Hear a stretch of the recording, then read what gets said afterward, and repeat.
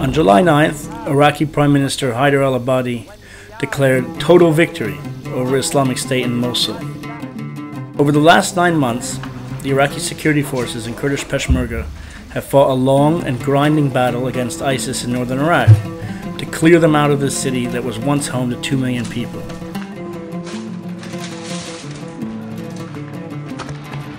In order to reach the densely populated urban area of Mosul, which sits on both sides of the Tigris River, ISIS had to be defeated in numerous small villages held on the outskirts of the city. In mid-October 2016, Kurdish Peshmerga forces, supported by the US-led anti-ISIS coalition, assaulted these ISIS-held villages east of Mosul. Facing snipers and mortar fire, the Peshmerga were assisted by artillery and airstrikes. ISIS had burrowed deep into every village with tunnels and hidden firing positions. They had numerous up-armored Mad Max-like vehicles packed with explosives that they sought to use.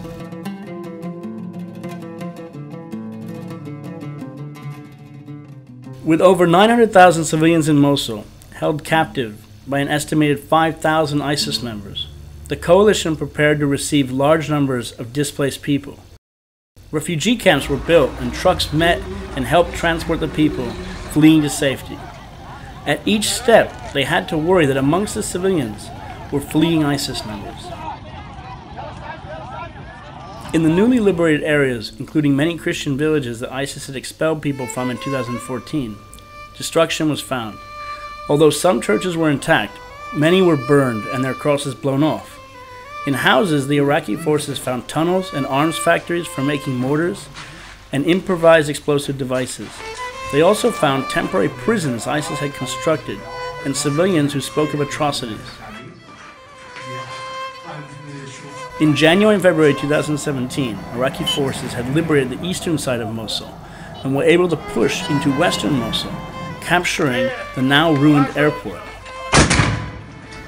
US soldiers assisting the offensive used mobile artillery to carry out strikes, while airstrikes assisted from above. And just, there's not a lot of jobs that you can also walk around and shoot big bullets into the air and watch them go boom, so who doesn't love that? So, but no, it's really a unique opportunity. No day is ever the same in the Army, especially in artillery and especially the type of job that we're doing. House-to-house fighting resulted in extensive damage to civilian areas and slowed down the advance to a crawl.